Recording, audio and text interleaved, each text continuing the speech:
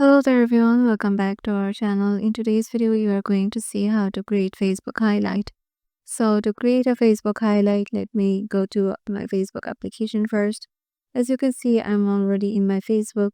Now head over to the three lines icon and then go to your profile. Now tap the three dots on the right and go to archive. Now go to story archive. So here, go to any story you want and here tap on highlight on the lower right corner.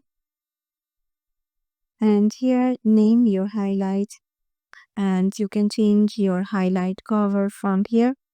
So I'm going to give it a highlight like this and then tap on save. And as you can see, my highlight is getting saved. And if I go back to my profile and here I am refreshing it. And as you can see here, my highlight is currently showing.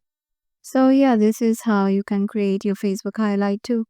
Hope this video will help you out. If you have any question regarding this, make sure you comment down below and we'll reach you out.